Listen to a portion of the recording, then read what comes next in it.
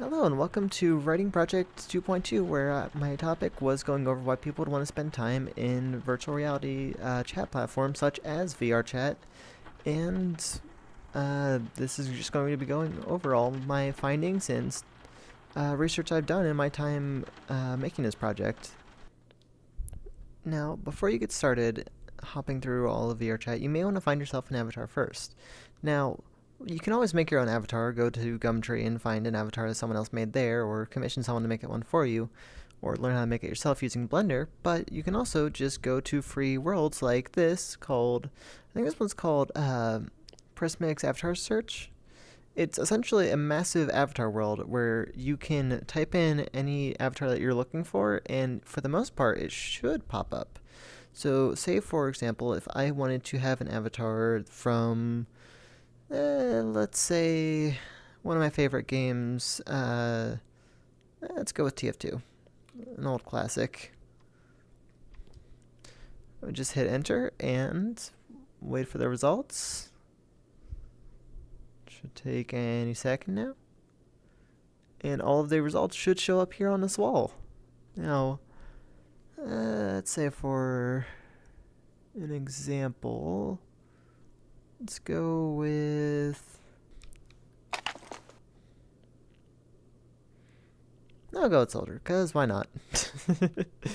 But you have, like, essentially a whole library of avatars at your own disposal. So that way you can choose any character you choose to... Any character you just really want to show yourself as.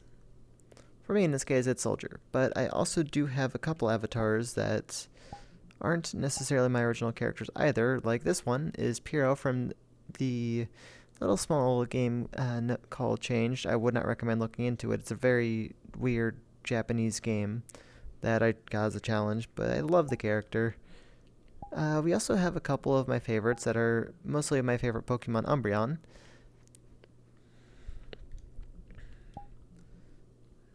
And I can't forget a really dumb one I found that was just Lego Scout. But essentially, you have like a whole... Actually, you can't even see me. I'm going to go back to an avatar. You can actually see me. Essentially, you have like a whole library at your disposal to represent yourself however you wish. Whether that be switching to a more feminine gender or switching to a more masculine gender, whichever one you feel fits your need. Or heck, you can even just go with one of your favorite game characters. I can almost guarantee you, if it exists, there's an avatar of it. Now you picked an avatar, what's your next step? Well, next step, you're going to want to find a world. So what you want to do is you want to pull out your menu, and I'm going to just take the camera here. Take the camera here, there we go. And just start to browse through whatever worlds that you have. Now you can search up many worlds. Oh my god, it won't let me. There we go. Okay. You have like many worlds that you can choose from, some of which are a lot more interesting than others. These are all the worlds that I personally have gone to and had some interest in at one point or another. Some of which are really cool, other which I have no idea. But if that's not your cake, you can always go to, well, in order to find favorites, you gotta find worlds to favorite. So next up you go to the trending page, or you can go to avatar worlds if you want to find more avatar worlds, or you can go to games and find a game that you want to play and try to meet more people that way. You can also go to the spotlight page, which is a more... I haven't really seen it change too much, but for the most part it's relatively the same. And after you have picked a world, you are free to hop in and start exploring. So for the next world we're going to be going to, we are going to be going to...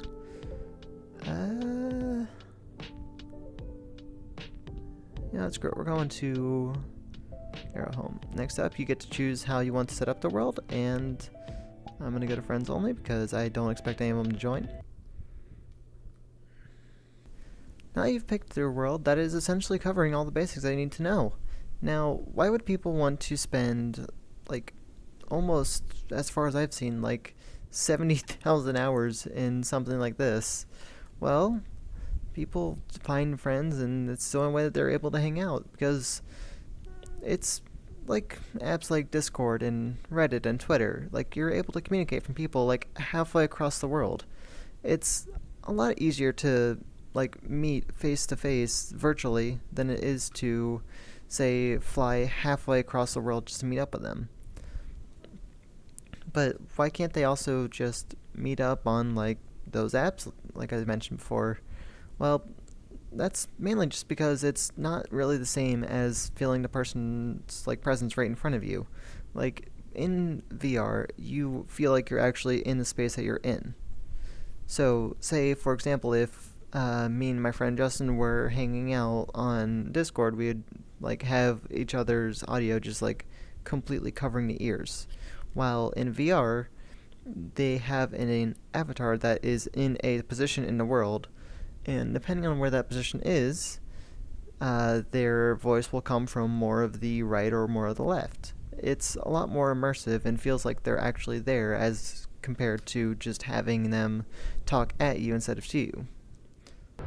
But it would also be silly of me not to talk about the technical aspect of VR and the creative aspect of it. People have created these amazing worlds that I have almost never seen in any other like platform. Like, this is the kind of stuff that you see in like an art piece and think, man, that'd be really cool to explore. And now you actually are able to just like go and explore it. Like every part of this world is like a place where you can actually walk to and see with your own eyes and walk with your own feet.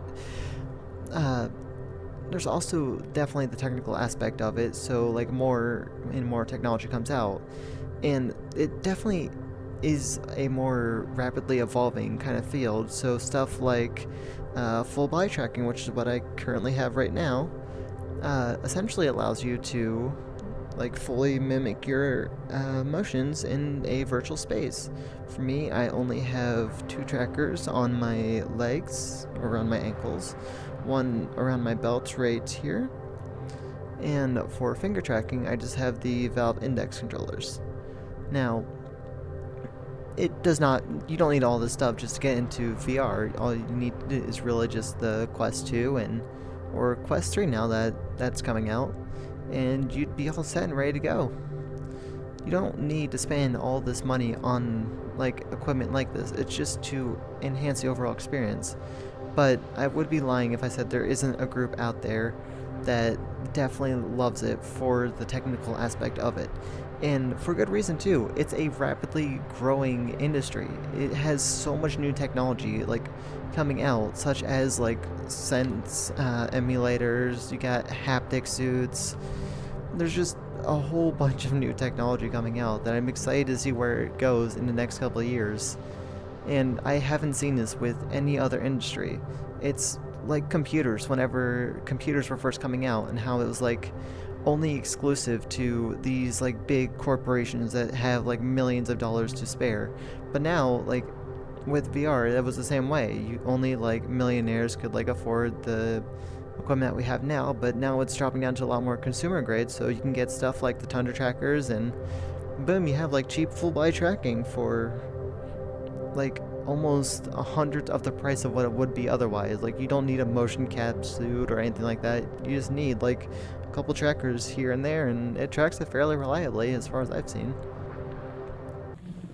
Of course, there's always the PC counterpart to socializing online with games like this one seen here.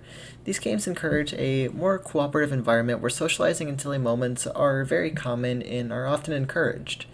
There are games made more specifically for socializing, like Second Life or Roblox to some extent, but the thing with these games is that they lack a very strong VR community, which is where the whole where all of my arguments brought up before really kick into play for like the immersion and the more interactability. One more thing about VR that I do think that does honestly have a greater intrigue to it is the amount of freedom that you have while not looking like yourself. As I've talked about earlier, you do have this full sense of animosity that you are able to feel a lot more expressive and experiment with stuff that you would never do in the real world just because you're way too anxious. Like as I said before, I will often be a lot more expressive. I found myself dancing with my friend my friend group I don't really just feel the pressure to because I don't have the worry of how I look or anything like that. I just have to put on the headset, and for the most part, does all the work for me. There is also the bond that you can share with messing with each other's avatars, like with cosplayers. How most cosplayers will often joke at each other or make fun of like certain aspects of their character. You're able to do the same thing in VR to like a much greater extent because you look exactly like the character. You don't have to put on any makeup or spend a bunch of money on clothing. You just gotta pick the avatar and then you're able to act like them all you want. It adds a lot more variety to how you want to spend your time in VR that definitely brings a lot more of an intrigue into it. But going back to the credit side of things, there are so many worlds that have so much love poured into them and so much creativity that it's just really fun to explore and see all the stuff that they've made, all the hours they put into like hand sculpting all these worlds and just going from world to world, seeing what differences there are, how they handle certain things, and all of the ideas and stunning visuals that they have. Hang on. Astral Bounds, the world that I'm currently in, is one really good example of this, having these stars that shoot out of the water and have these like ripple effects, having like these whole like explorable towers like that one off there in the distance that you can like explore by going through like all these little doors. It's a really fun experience. And there's also a escape room called Popka's Escape Room, a really popular one I must add, that was my first ever time doing an escape room that led to me loving the escape room experience and trying one out for my first time at Anthrocon, which I honestly probably wouldn't have done otherwise. But it was a really fun experience for just me and my friends to all like get together and try to put our heads together, try to figure out like how to get through the certain situations, which I will show now. I mean, do you want me to? I can Yeah, technically put go. that I in can already. technically open up OBS. You can. I hope you don't mind the hand in the way. For As long as I can see, I'm good. alright. Snooze to I think being booped. purple is 8. What's in the bucket? 5 is blue. I will tell you, Cole. I just every realized time your you visor boop- actually reflects the surrounding. Yeah. Alright, we got the being key. proud, I don't know how to feel. Oh, Cole, every time you were booping my nose, my eyes would slowly just focus on the finger. Oh my god, you did it! You found a way! You should buy yellow beer or something. Every time you boop the nose, my eyes would just focus on your finger. Another amazing thing about VR is the amount of confidence that a person can have as their avatar in this virtual space. For me personally, I have a hard time expressing myself and I guess looking a lot more lively whenever I talk, so stuff like VR has allowed me to just become a lot more lively, a lot more social. I've been able to talk to a lot more people, make a lot more friends, meet people that would never have been able to otherwise. All just because I have this like avatar on that's not really who I truly am. It's just how I choose to represent myself.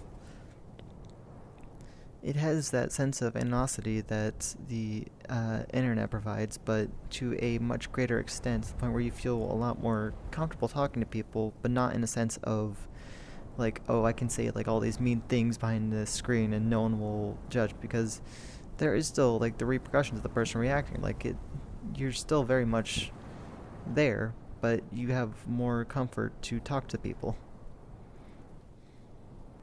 I guess to wrap this whole essay up, one of the amazing things about social VR platforms like VRChat is the amount of events that people can host, like DJs, concerts, full-blown conventions like this one here, which is Ferrari Aqua, which was, I think, a couple years ago now. But they have like so much effort and like money and all this stuff put into this just to bring this incredible experience to all its users that is amazing to see. Even during like the pandemic times, whenever we were all stuck in home, it gave us a chance to still go out and attend the stuff that we love to do, which I think is an incredible thing that shouldn't always be worked on to improve to enhance the experience for everyone.